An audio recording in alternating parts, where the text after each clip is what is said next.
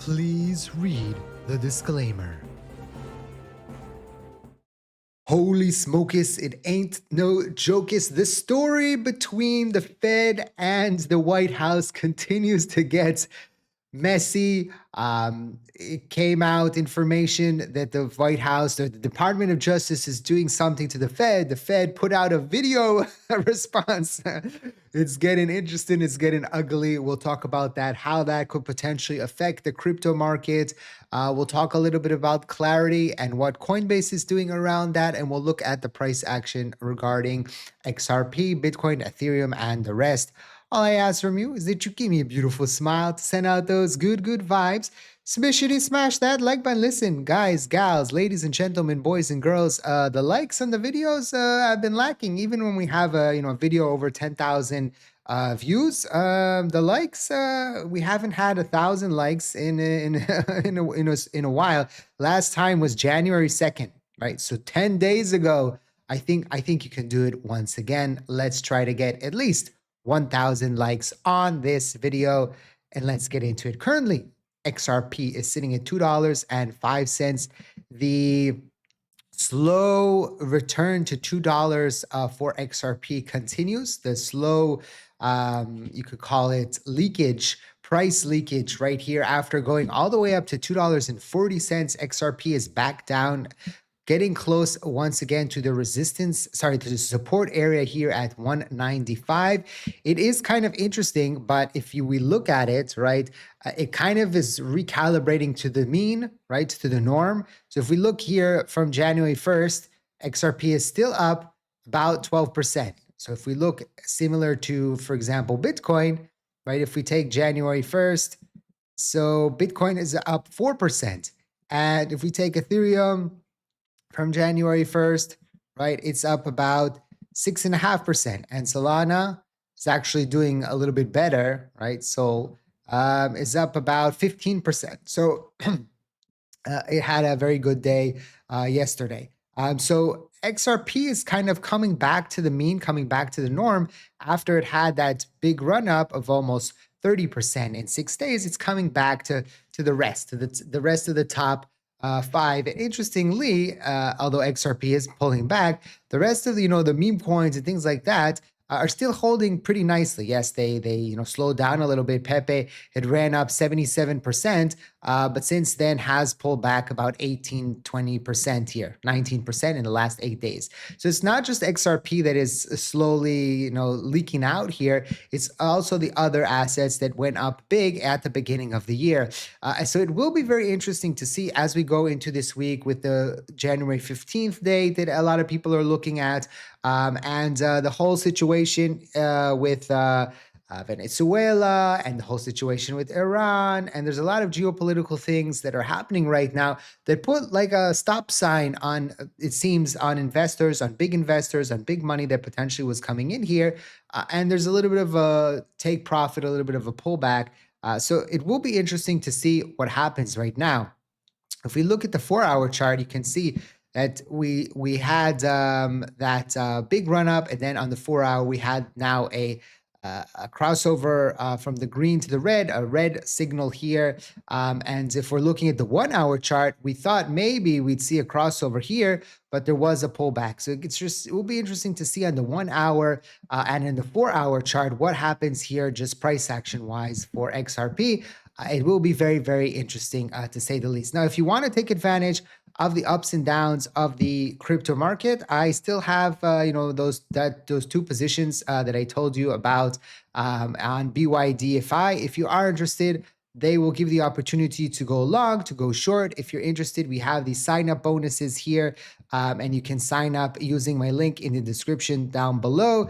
We also have a whale trader group. If you qualify here in this these values, deposit 5,000, 10,000, or 20,000, you'll get access to the whale group. All the information is in the Telegram group, so it's free and open to everybody. And then we have the special whale trader group. If you are interested, I am there, and a representative from BYDFI as well, so you can get all the information, ask questions, and have access to me as well. So if you are interested, a link is in the description down below at the website. You go to my website, and then you scroll down here to BYDFI, and we also have other partners BTCC, BitUnix, and Blowfin if you're interested in them as well.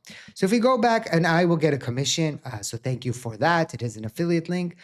So let's go back to the big story that had everybody up and rumbling while I was sleeping. Basically, it came out that the Department of Justice was going into an investigation after the Fed chairman. And the Fed chairman came out with a rebuttal video and it's talking about, we'll get to it in just a second. You can see here, let's do this like that. And we'll listen to what he had to say. But it says here, first time ever Fed Powell is fighting back. Over the last 12 months, Fed Chair Powell has remained silent amid President Trump's criticism. When asked about Trump's comments, Powell would respond, "I don't have any response or comment." Today, that changed. Amid a new criminal probe by federal prosecutors, Federal Chair Powell says the threat is consequences of not following the preference of the president. Stock market futures immediately fell 0.5%. This also comes as the Fed is expected to pause rate cuts again on January 28th.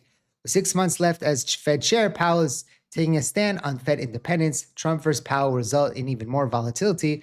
Let's listen to what he had to say. Wait.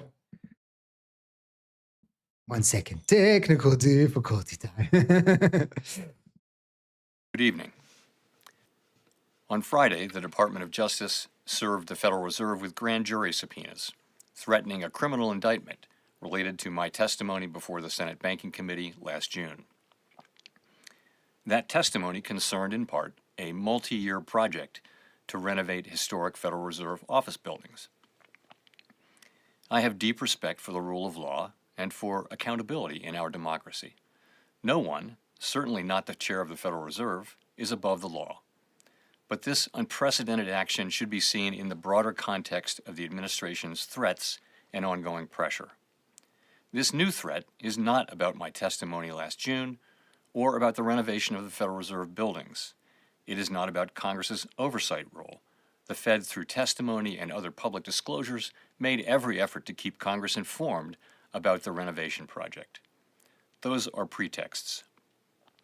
The threat of criminal charges is a consequence of the Federal Reserve setting interest rates based on our best assessment of what will serve the public, rather than following the preferences of the president. This is about whether the Fed will be able to continue to set interest rates based on evidence and economic conditions, or whether instead monetary policy will be directed by political pressure or intimidation. I have served at the Federal Reserve under 4 administrations, Republicans and Democrats alike. In every case, I have carried out my duties without political fear or favor, focused solely on our mandate of price stability and maximum employment. Public service sometimes requires standing firm in the face of threats. I will continue to do the job the Senate confirmed me to do, with integrity and a commitment to serving the American people. Thank you. So basically, he's saying, hey, listen, they're claiming that it has something to do with the renovation of the Fed building, which was if I remember correctly, a few $1 billion it cost. And he's saying, no, this is just the president coming after me because I don't want to listen to him. And we have the president denies involvement in Powell's subpoena. Trump says he had nothing to do with the DOJ probe targeting Fed Chair Jerome Powell. He also said the subpoenas have nothing to do with interest rates. So he's saying one thing, he's saying another thing. The tackle between them has been going on for a while. You remember that awkward interaction between them when Trump went to see the renovations and they were wearing hard hats and he patted him on the back.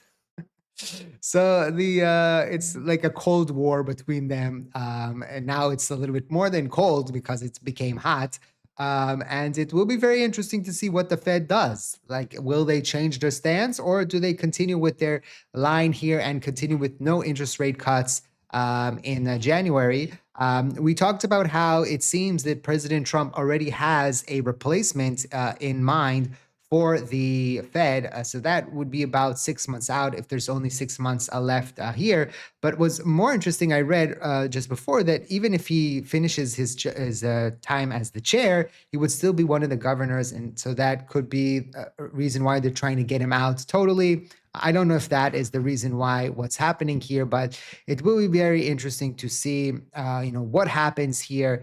So far, the market, like I said, it reacted a little bit. There was a little bit of a sell-off, but nothing, too crazy. Actually, some assets like Bitcoin and Ethereum are in the green. XRP is down 1%. But you see Solana up 1%. So it's kind of a mixed bag here today.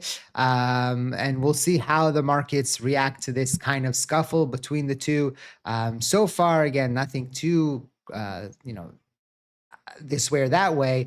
Um, Polymarket is saying that it's more political theater than actual, to the threat to the Fed leadership. If Powell being out or serious risk, then odds wouldn't still be this low after the headline. The question is Jerome Powell out as Fed chair. So it's very low probability. The line is not really moving. So it seems that it's not going to happen. And even if it does happen, it's probably going to be a long investigation. And by that time, he's already going to be closer to the end of his tenure there. So it will be. We'll see. We'll see. I'm not. It's a big story, of course, but you see, the market isn't reacting to it too. No, nor here nor there. This week is about voting the Clarity Act out of committee. It will be moved to the floor with several votes to finalize the bill. If we need reconciliation, it would go back to the House after passing the Senate for another vote. If the U.S. government shuts down again, which is a possibility, by the way, we don't get this law until the summer. If then, it will be a year and a half after that when the law becomes full in effect. We'll see. We'll see previously what's going to happen here. And we do have Coinbase. They're saying they will withdraw support for Clarity Act if it restricts stablecoin rewards beyond disclosure requirements, according to Bloomberg. So already seeing some troubles here, and we haven't even started yet. So, to all the people who say, oh, it's all done and closed and everything's going to be all right. We got Genius Act passed, but there could still be issues. Remember, it was, fighting between the Republicans and the Democrats. Remember when they had that vote and the vote didn't pass and all that a few months ago. It's midterm election year, so there could be all kinds of shenanigans that going down. The government could shut down again. So there's all these risks that are on the table right now. And we'll see. We'll see how all of this plays out. It will be very interesting, to say the least. Don't forget to drop a comment, 8 for infinity and beyond. Smash that like button, subscribe to the channel. Did we get 1,000 likes on this video? Yes, no, maybe. Check out my website with the links to our partners if you are interested. Again, please trade responsibly. I will get a commission, so thank you for that. Thank you for watching, and I hope to see you next time.